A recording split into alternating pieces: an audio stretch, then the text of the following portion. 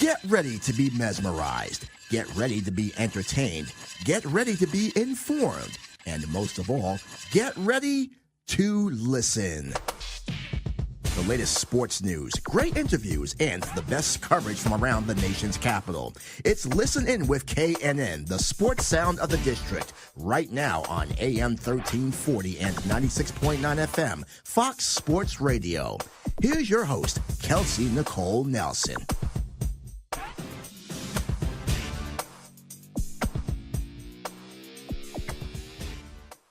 This show is brought to you by Doc Sports Services.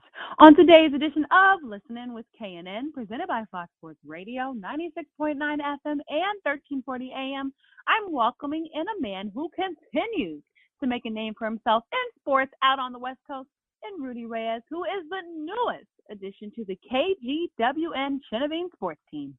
And with that, it means it's time to sit back, relax, and get ready to listen in and follow along with the conversation using hashtag ListenIn with KNN. This show is brought to you by Doc Sports Services. Today on Listen In with KNN, I'm welcoming on a former Washington Redskin, yes, a true icon right here in the DMV area, and a true fan favorite of the Hail to the Redskins faithful. Yes, I'm talking about Rick Doc Walker, who will join me right here on Fox Sports Radio, 96.9 FM and 1340 AM.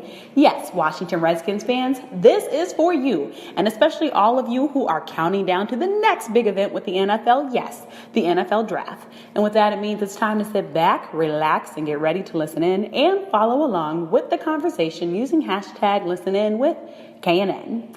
Now, this week, we will be getting straight into our action-packed show right after this quick commercial break. Stay tuned.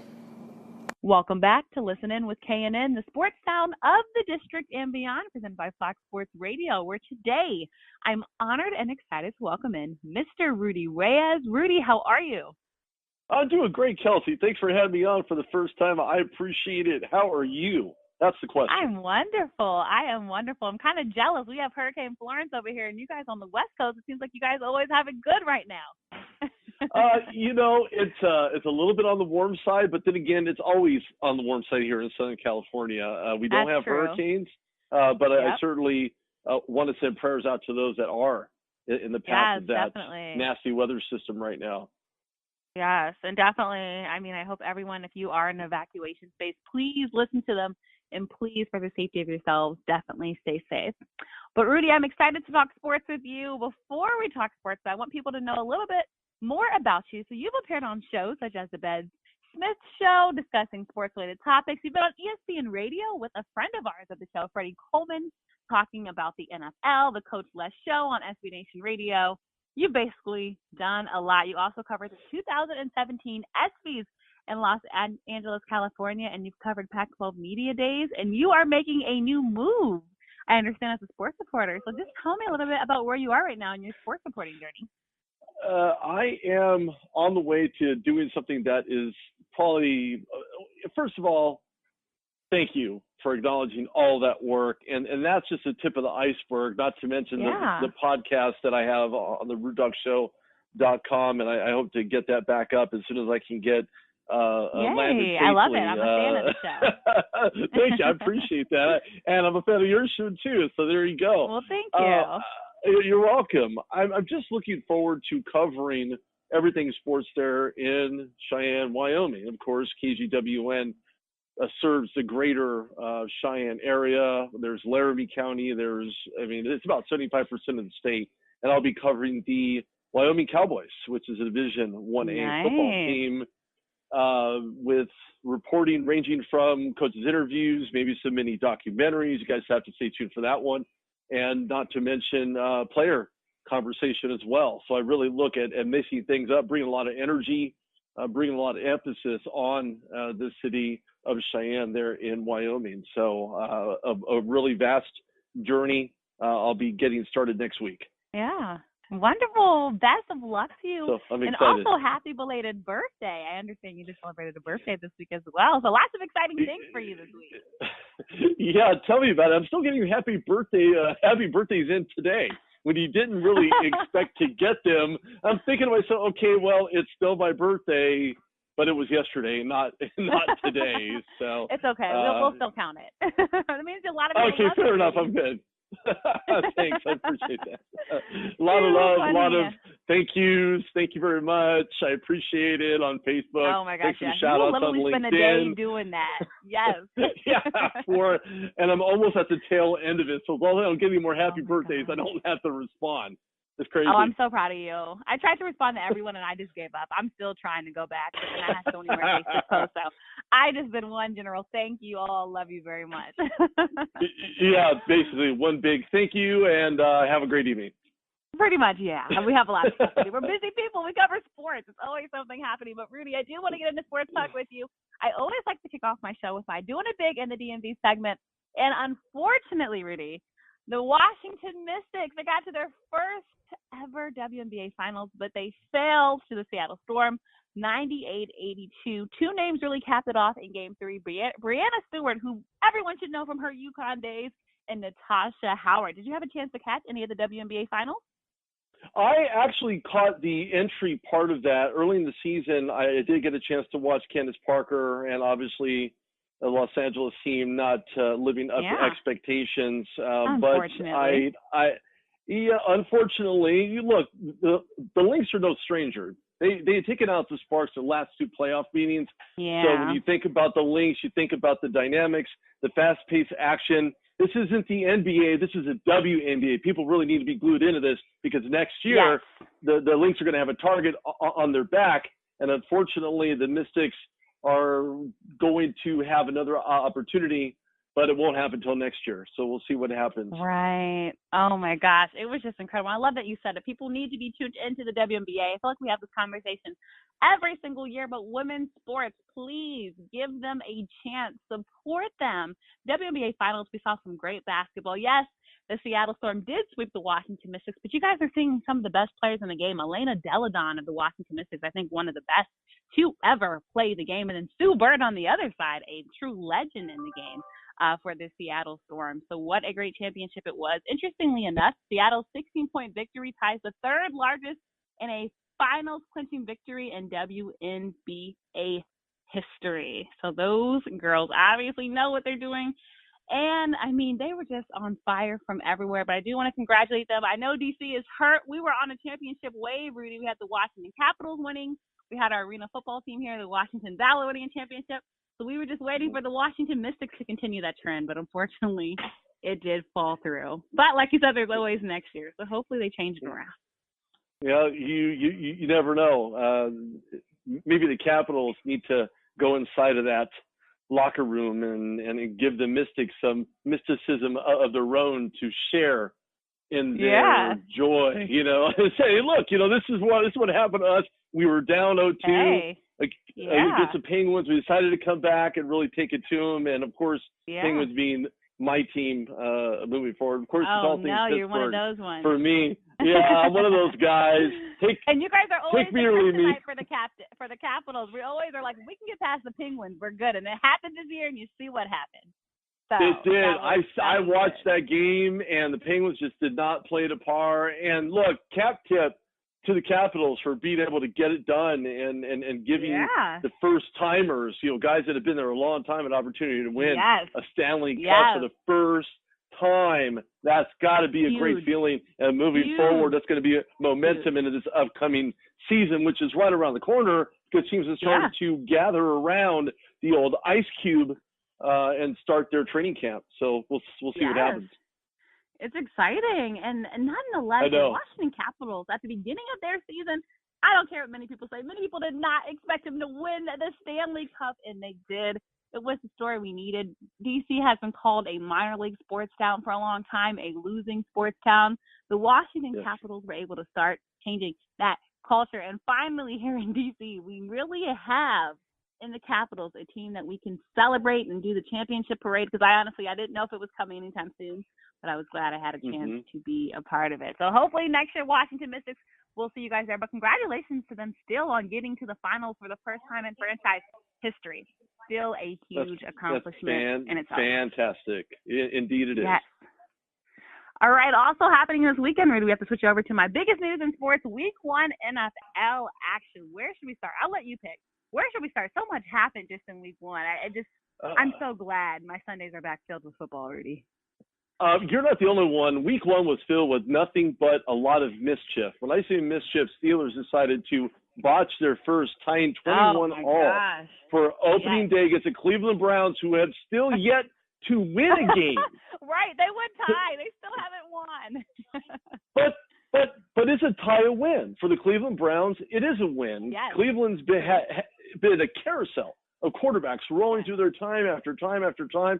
Finally, all these paper players that look great on paper are actually making a name for themselves, and it's only 0-0-1 headed into game 2, which is week 2 in the NFL.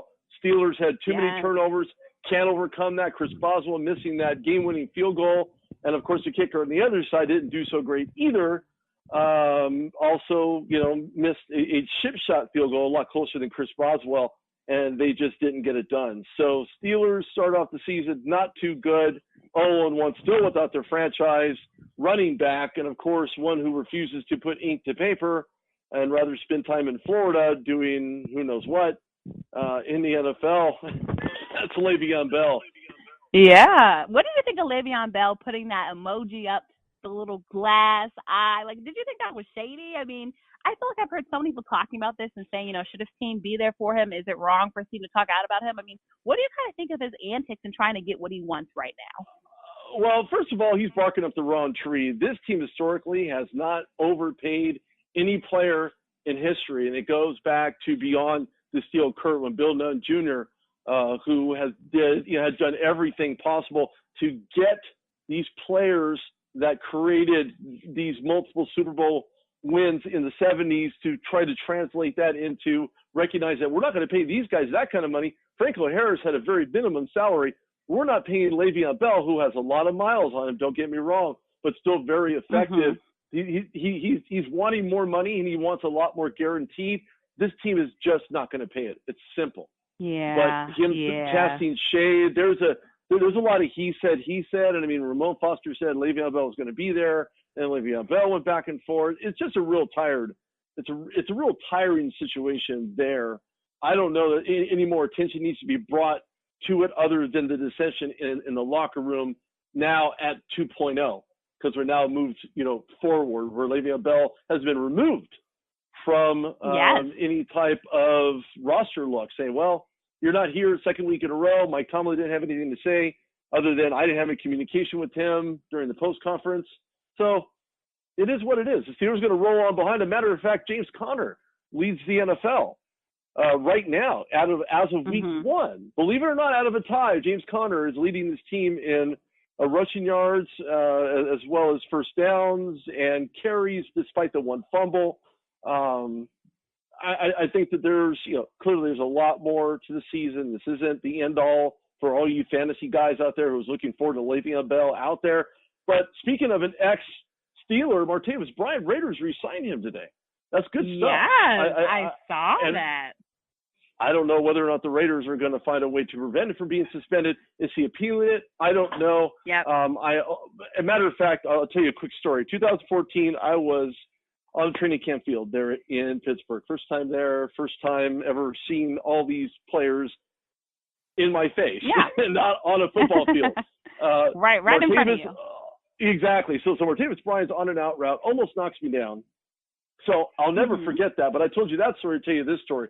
Martavis Bryant, as good as he is, has some type of issues. I don't know if it's marijuana related, because we know that he went to rehab, stay there in Nevada for some time. But I think that the Raiders needed that, as well as they needed Khalil Mack, but they weren't able to cut a deal. And look what happened. Right. He really sucked it too. He just gave it all that he had, found a way to win, multiple interceptions, return for a touchdown, one of them, of course, not getting the positive end of the stick, but moving forward, the Bears look really good. But unlike where the NFL is trending right now, of course, you can throw numbers out there and say Monday Night Football was not much of a success and it wasn't very good. And I actually disagree. I thought that Monday Night Football as a whole was a real positive thing. Moving in certain players, boys to men, and trying to remember Kelly's last name. So you got to mix it. You have to hodgepodge these things in order to find out what works and what doesn't work. But I thought it was a great tribute to Aretha Franklin nonetheless. Yes. And may she rest in peace. The Queen of Soul. It's so sad to see her go. But just seeing all the tributes and love pour into her, and I loved it like you. I completely agree with you. I thought Boyz II Men killed it. It was so nice. I love how some people compared it to a Christmas Carol. I mean, just hearing them sing again was just, you can never get too much Boyz II Men. But switching back to even more football, that was a good game. I think the Steelers Browns, because it was unexpected. I know Tyrod Taylor had got a lot of flack at first, but geez, here in the DMV area, everyone was really excited, Rudy, because both the Baltimore Ravens and the Washington Redskins had commanding wins. Of course, the Baltimore Ravens were all over the Detroit Lions, and then of course the Washington Redskins over the Cardinals. Alex Smith's debut was looking great, and Adrian Peterson, I know everyone was glad to see him back doing what AP does best. What do you think about the teams over here? You know, I've always been a fan of Adrian Peterson, but I like the fact he was able to recognize that he made those errors early on post-Vikings career, and to be able to get back to glory. New Orleans Saints didn't really use him all that well. He had very few rushes, very few yards with the carries. But Washington being the premier back, when I look at Adrian Peterson, I mean, I believe he's 10th all time. I think Adrian Peterson can be the workhorse moving through the regular season. In the postseason, if the Redskins can get there and keep it together with Alex Smith under center. I've never been sold on Alex Smith, even when he was with Kansas City. But I like Alex Smith, the person. I'm just waiting for him to get over that hump, almost like a Carson Palmer-esque kind of guy, where I just want him to just turn that page. But I think Washington has been on the fringe for a very long time, trying to those 8-8 seasons and those 7-8 seasons. We're and tired really of the 500 seasons. Exactly. 500 seasons should not be acceptable to Dan Snyder, nor should it be acceptable to Jay Gruden. I think they're really trying to put things together there. I like the chemistry. I like what I've seen from Adrian Peterson. Defensively, they still need help in the secondary. Josh Norman still cannot do it by himself. He got burned on a couple routes, but I think Washington. And he won't ever admit that. No, well, of course he won't. He's not going to tell him, well, I decided to play on the receiver and not the ball, and he was already out of bounds when clearly he tiny toe tapped. He pulled Antonio Brown ahead of the outbound. But I think Washington is certainly on their way. I think that they have a lot of talent. They have a lot of talent and a lot of skills, and I think that Jay Gruden can put that all together and really make a solid run there in DC. Yes, I mean, like I said, Alex Smith was praised. Adrian Peterson trying to prove age is truly nothing but a number. And then Quentin Dunbar on defense, I really think continued to make a name for himself and make sure people look at him. And then on the other side of the ball, Joe Flacco for the Baltimore Ravens. I know the Lions were definitely not playing any good football, but he solidified himself, I think, as the starting quarterback because, of course, everybody right now has this Lamar Jackson frenzy, but Joe Flacco played some good football. I saw him making way better decisions than he has in the past. I really like this quarterback competition. I think we're seeing a new side of Joe Flacco we have not seen because before, Joe Flacco has never, ever, ever, ever been benched.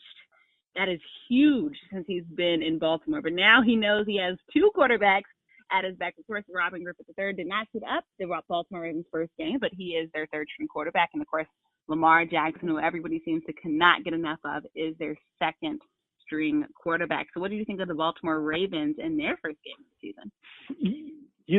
I like the direction Joe Flacco is heading, and I think it sent that fire underneath him despite getting Lamar Jackson 32nd overall in the first round. Yep. Now, I interviewed Lamar Jackson, and when I interviewed him, I just kept asking him, I said, Lamar, what do you feel about being drafted in the first round? Well, I didn't want to go in the second, so I'm good at 32. And that was his whole mantra. I'm good at 32. I don't care. As long as I'm in the first round, because he gets first-round monies, which is a lot better than second-round monies. But just being picked 32nd overall, he had a chip on his shoulder, but he was very confident. He wasn't cocky. He was confident. But also a very humble guy. So in conversation with him, And you could always listen to the conversation that I recorded if you guys want a little bit more of Lamar Jackson. I'm not in a frenzy. I'm still waiting to see how he's going to turn out, how he's going to develop. It's too early to tell. He's a rookie. He needs time, and every rookie does, regardless of who it is. But I think by drafting Lamar Jackson, it certainly sent a signal to Joe Flacco, and they just picked apart that team. I mean, they had no answer for them in any phase of that game, and it was just a slaughterhouse. They give up, 14 points, but hey, 14 over 40, plus points. I don't think really that's much of a competition. I don't think anybody's going to bark at that. But I think that Joe Flacco, now last year and maybe even the year before that, I'm kind of reaching, but I believe he had less than 20 throws under 20 yards. So it was like a dink and dunk situation for him. It was so short. His completion percentage wasn't very good. And I'm just kind of wondering, well, why? Was he nervous about throwing that long ball? Believe me, he didn't have guys like Troy Polamalu breathing down his neck, putting the tomahawk chop on him to get the ball out. So why would he wait that long? I mean, he had all the time in the world to throw it. His mechanics weren't there, but everything seems to be changing for him. And of course, with a couple Ravens retiring, of course, Ray Lewis inducted in the Pro Football Hall of Fame recently. Yes, congrats to Ray. Congratulations to that. And I look at this Ravens game, I think to myself, Harbaugh's got a good situation. And I know they pulled in RG3, and I know where our RG3 has been. He was with the Redskins, as aforementioned, and now another Maryland team. But RG3 reminds me of a guy, if given the opportunity, can get back to the glory days that he first had when he was first drafted. Yes, I mean, and I'd like fans to here think so. want to see that. Fans here want to see that. I remember the RG3 frenzy when he was with the Washington Redskins. And interestingly enough, he's with the team. If you guys remember, Haloti Ngata, when he hit RG3, that's when the whole knee thing happened. And now he's with the very team that you could say kind of forever changed his career. But I think the Ravens are willing to give him a chance. I think it's a good organization to build upon. I mean, we see how much Tyrod Taylor has really grown since following Joe Flacco, essentially, when he was the backup quarterback for the Baltimore Ravens. So I think it's a good chance to grow. I think Lamar Jackson has good leadership. I like that he has both types of quarterback. I like that he has Joe Flacco to learn from as well as the RG3, because those are two different styles of quarterback play. But especially for the Joe Flacco, because I think Lamar Jackson is more like that RG3. He can run, right? No one's questioning him if he can run. But people want to see that arm, and Joe Flacco has a great arm. People can get into this debate all the time. I don't care if you think he's elite or not elite. Joe Flacco has a bomb of an arm when he's able to use it. And you talked about weapons. I think finally he has the weapons that he feels more secure to throw that deep ball to. Because honestly, Joe Flacco has not really felt comfortable throwing that deep ball, I think, since the Super Bowl days. I think when we go back to that Torrey Smith team, he just hasn't.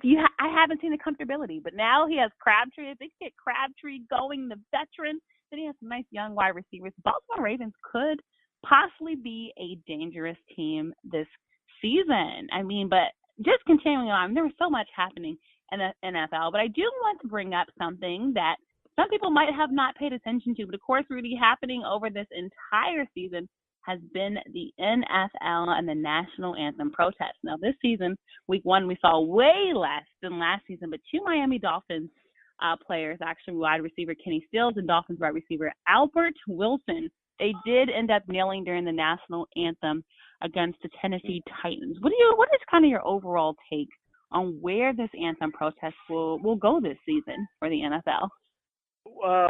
Gosh, that is such a bag of worms, because from the onset, when Colin Kaepernick did this and he decided to set the precedent, I didn't have an issue with him setting the precedent. The issue that I have is that he wasn't there to back it up. He wasn't there to talk to media. He wasn't there to give an overall explanation of what the point was behind it. Little by little, piece by piece, a lot of this has been trickling out. And you could talk about Rosa Parks, and you could talk about lots of African-American people, young ladies, men that were basically shunned and have been killed senselessly throughout history. And I think it was just his way of saying, you know what, enough is enough.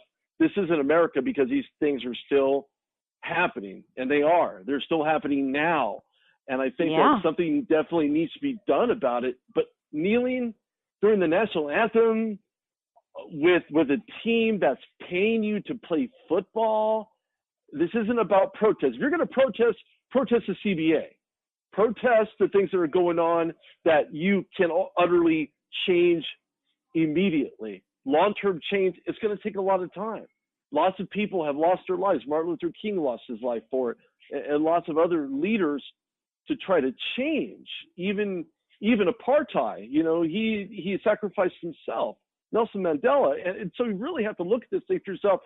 Can he make that change? Is he one person that could make that change? The jury's still out on that. We're still developing, trying to figure out how we can stop these atrocities from occurring. I see it all the time. I hear about it all the time, but it doesn't have a place in the NFL. It just doesn't. Leave that to the outside. You have your platform. Use your platform to affect others. Lots of other NFL players will use theirs to give back to children who are terminally ill with cancer. They'll give back to those with autism. They'll have these celebrity golf tournaments. They'll have all these things to help these causes, because you can't change it with one person. So overall, I don't think it has a place in the NFL. The platform is great, but Colin Kaepernick certainly, and I mean prior to Nike pulling him out of the closet, I don't know if it had to do with money or enabling him and giving him another podium to stand on. But why you wait till Nike commercial to make your point known, or to, I don't really know what to make of it, to be honest with you. But I think that this national anthem thing, if Marshawn Lynch wants to kneel on it, and if all these players want to kneel to it, the NFL is just going to have to find a way to let them know, look, I may not agree with you, I'll support you, but we just cannot have it in this forum. And we need to take it out of this forum and use those 17,000 followers you have on Twitter, or 150,000 followers you have on Twitter, and make some noise outside of the NFL. If you want to get involved in a protest walk and you're the big name on campus, do it. I'll walk with you. I'm nobody. I want to walk with you. Go ahead. Because I completely hear everything you're saying. So a lot of people have compared Colin Kaepernick to Muhammad Ali. If people agree or disagree with that. And some would say Muhammad Ali, the stances that he took, and remember, he lost some of his prime fighting time to stand up for what he believed in. Some people feel Colin Kaepernick did the same thing, and some people believe that using the NFL players' platform to do that is right, because they're saying, as you said, I mean, stuff happens all the time, unfortunately. We see the inequalities, right, that happen to African Americans day in and day out. I mean, just turn on the news. So I think the players are feeling that, the players that are participating, that this is the only way that they can get people to listen. But I get what you're saying, not on the NFL's dime, like do it outside of it. But then would you say do you think it could really be as impactful if the players were not doing these protests during NFL games and just decided to do it on the sidelines? I mean, because it seems like that's when they kind of got the media attention, at least in my opinion, when they did start to do it during the NFL games. But is that what you're saying, kind of like you just wish they could do it, but just not during the game, right, to affect the fans? Right. I mean, if ESPN doesn't want to show the national anthem, shame on them. I mean, how many times have we watched the national anthem on ESPN? Shame on them. But more importantly, social media has been the key component to movements of all types, including Colin Kaepernick. But you have all these outlets and forums, and you can close a town hall down and have a massive conversation. Again, take it to the streets, take it to the people. The people are the ones that are being affected. Use your social media outlets in order to reach people, to get people to do what you, and I'm not suggesting people are sheeple, but if these people are following you, there's a reason. They like your message, they understand, they relate to what you're trying to do, what you're trying to accomplish. So I think outside of the NFL, if you guys want to have all your protests, and trust me, I've spoken to dozens and dozens of NFL players and would-be NFL players, and and my concept is, if you're going to have these types of things, do it outside of being in a game, because you have all the time in the world outside of the game to make the impact, to make the noise. Take it to national television. Who doesn't want to interview Richard Sherman? Tell me, somebody, anybody in the Bay Area in California doesn't want to have Richard Sherman on to talk about this subject. So if you're going to have that type of outlook and have it and interpret it to where other people can relate to it, because I don't think during an NFL game people are going to relay. As a matter of fact, there's been more of a retaliatory effect on the outcome of the game, and all of a sudden you have other news outlets stating, well, nobody kneeled today. I guess that's a good day in sports, and then they kind of move on to the next. So talk about weather. You know, it's like, well, wait a minute, nobody kneeled in sports. Is that supposed to be a subject? And that's what it started to become. I mean, think about. I mean, that's what Colin Kaepernick essentially did. Like, now you have some people literally just watching the game to see during the national anthem if players are kneeling or if they're staying in the tunnel or what, or if they're raising their fists in the air. I mean, that's kind of the news cycle we have. I mean, also news this week, the mayor of Kenner, Louisiana made the news because of a leaked memorandum where basically an internal memo showed that he banned the purchase of Nike products at booster clubs and recreation departments the day after Nike announced their partnership with former NFL quarterback Colin Kaepernick. But I do want to make the point, Colin Kaepernick actually has been signed to Nike for several years.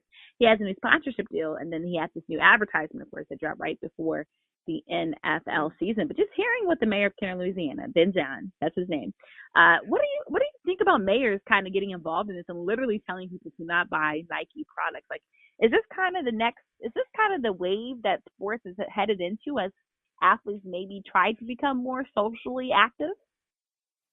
I think social active athletes are probably the absolute best.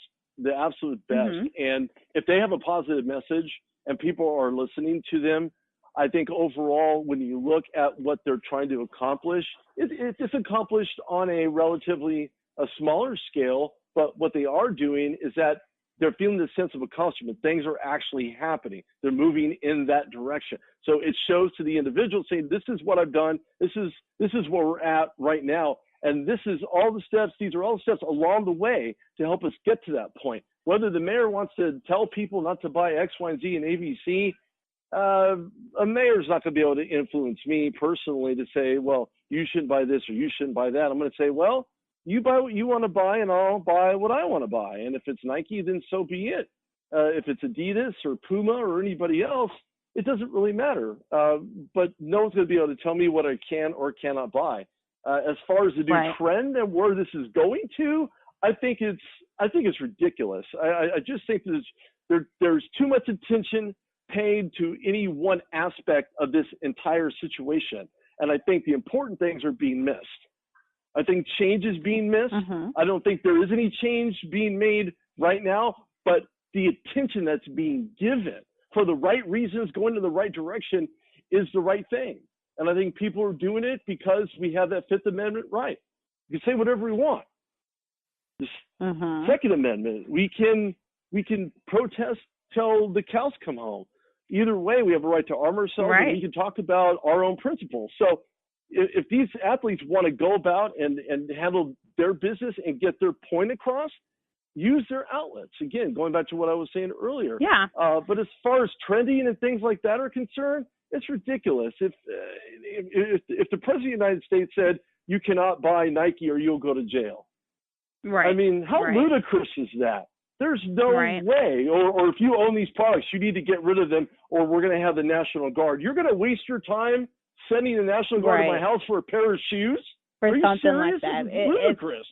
It's crazy. And let me just ask you that real quick. Before we go to Serena Williams, that's another topic I know is very hot right now. What do you think about all these social media videos of people actually cutting off the swishes, the Nike swish, off of their gear or burning their Nike products? I mean, is this what we're going into when we disagree with something now? I mean, sports now, it seems like, okay, when LeBron switches teams, right, we see the Nike, we see the burning of the jerseys. Now that Nike is having Colin Kaepernick on this big platform, we're seeing the same thing. I mean, is sports really just having this much impact in our everyday communities that this is the way that people are protesting now with burning the brand's products?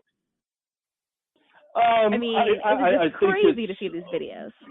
It's way overblown. It's way overblown. When I look at it, I think to myself, look, if you're going to burn your stuff, and this message is kind of resonant and is resonating throughout the country, don't burn it. Give it to the homeless people that you see walking around everywhere. I'm sure they'd be more than happy to wear it. Yes. Just give it to them. Your shoes, your shorts, your undergarments, your watches, your polo shirts, your hats. Just give it to them. I guarantee you'd be more than happy to be walking around sporting Nike apparel. And it's so crazy because so many people actually need this stuff, and people are just wasting time burning it. Mind you, they already bought it, so it's just the only person's money and time you're wasting is yourselves. But I just had to touch on that. But also, speaking of controversy and protest and boycotting, this Serena Williams in the U.S. Open controversy against Naomi Osaka, which of course Serena Williams ended up losing, but all everyone's talking about is the umpire of the matches. And basically, Serena Williams, she got fined $17,000 for 3 code of conduct violations. And Serena Williams is a hot topic right now just because of everything that has since spurred. Now, currently, there is a cartoon that is floating around that everyone, Rudy, is talking about by Mark Knight, which I'm calling a caricature. Have you actually got a chance to see the cartoon that has been floating around by Mark Knight and reprinted in an Australian paper? I heard about that, and they're actually making copies, and they're reprinting it, and it's just, oh man, I just think that if you're Serena Williams, this is extremely uncharacteristic, completely unsatisfying sportsmanship on her part. And you know, so you're saying, sorry, before you go on, you're saying that you think Serena Williams is wrong in this matter, right? So you're agreeing with the umpire, Carlos Raymond. I'm just agreeing that less is more. Less is more. Okay. If you're going to pull a John McEnroe and you want to take it out on the racket and say things out loud that aren't necessarily directed at the umpire, then do it. That is your right. Did he get the umpire steamed up? Did that affect the decision-making process on what is out and what is in? Well, I don't know. Video replay hasn't been in tennis that long, but from the time Serena Williams started playing, it has. So I look at this and thinking to myself, Serena, compose yourself, recognize if you want to be upset, take it a different direction. Whether the umpire is right or wrong, it doesn't matter. The bottom line is that was the decision. You have to live with that decision and handle it like a professional. I don't agree with the decision, and I agree, and I side with her. If she's going to say something, it needs to be done professionally. It needs to be done in a way that nobody would expect for her to handle the situation. I mean, you see guys all the time that end up losing. Do you think that she's judged unfairly because she's a woman? Because I think we see this with men a lot. Do you think we're judging Serena Williams more harshly simply because she's a woman doing it, especially in a sport like tennis? That is probably the $1 million question, or in this case, a multi-million dollars, because you know when they win a match, they win a lot of money, and with that comes a piece of hardware in association to that. I think women overall and against their male counterparts are being looked at and criticized that much faster than men are, and it's not to their credit at all. It's to their discredit, and it's bad for others to look at these women and think to themselves, well, it doesn't matter. She's going to take a loss just like she is. She can say whatever she wants, and she's going to handle herself accordingly. If you give the media fire, if you feed those pieces of coal, people are just going to start making bigger fires out of it. So in her situation, less is more. Could it be done? Could it be done a little bit differently? Perhaps, but hindsight being 2020, now she'll know for the next time if something like this was to occur again. I hope it doesn't, but for her sake, again, controlling yourself, controlling your actions, and that speaks to athletes across the board. It doesn't matter if you're man or woman. We all have mouths, and we're all going to say things that we maybe should or should not be saying, but at the same token, we have to recognize that less is more, and we can get our point across if we just carefully word things in a way. And I don't mean to be politically correct. I mean, if you want to swear on television and you're known for doing it just like John Daly is for golf, drinking after every win or loss, that's up to him. But does it affect his credibility? Perhaps. But more importantly, will this affect her credibility because she was so vocal, because she was so outspoken? I don't think it should. But again, the court of public opinion, no pun intended, being a tennis court,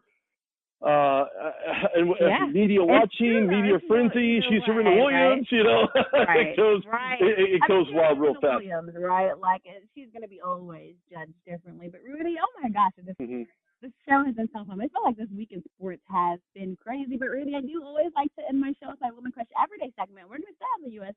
Open because I would like to congratulate Naomi Osaka, who, of course, won the U.S. Open, and now she is reportedly set to sign one of the richest sponsorship deals in women's sports. If you guys didn't hear this yet, apparel giant Adidas is set to break the bank, okay? They're going to re-sign this young star, and the deal is worth more than $14 million per year. Just think about that. Her apparel sponsorship deal expired at the end of 2018, so basically Adidas is trying to move quickly for this young 20-year-old, and now Osaka will rocket up the list of the highest-earning female athletes on the entire planet. So just think about that. And this is her new sponsorship deal and the U.S. Open. You talked about the prize money. U.S. Open Championship prize money of $5.3 million. So put those two together, and Osaka would be on the second spot of the 2018 Forbes list of highest paid female athletes. Just think about this. This is a woman that we kind of all just met, and she's already to that. So anything you want to say about Naomi Osaka, just her great feat in the U.S. Open? She earned every penny. There's so many times where athletes find a way to get to that marker. We were talking about how Lamar Jackson is right there on the cusp of being given an opportunity to play, to showcase. Joe Flacco recognizing that. Osaka has been waiting for this her entire life, and the fact that she was able to beat her idol at her game the way she wanted to play it was absolutely amazing. She has earned every single penny. I congratulate her for her win, and I wish her the absolute best moving forward, and maybe come back and try to defend her title. Wonderfully said. Wonderfully said. We are all looking forward to watching her continue to grow. And for everyone listening, all right, that's a wrap for this edition of Listen In with KNN. I hope you had fun, learned something, and, of course, jumped in on the KNN bandwagon. Be sure to listen in each and every week for new shows that drop online at foxsports1340am.com and KelseyNicoleNelson.com. But that's not enough. The show is also available for download on iTunes and Google Play. Be sure to subscribe, rate, and review. Your feedback and support matter. Until next week, enjoy the sports world, smile, and don't take your fantasy sports too seriously because there's always another play. Rudy, thanks so much for joining me. Hey, not a problem. Thanks for having me on. I appreciate the insight, and I look forward to doing it again. Thanks so much. And for everyone listening, thanks again. Until next week, bye.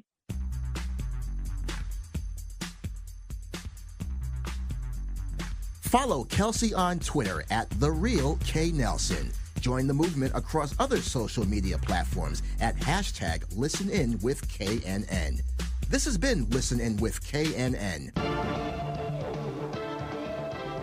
on AM 1340 and 96.9 FM Fox Sports Radio.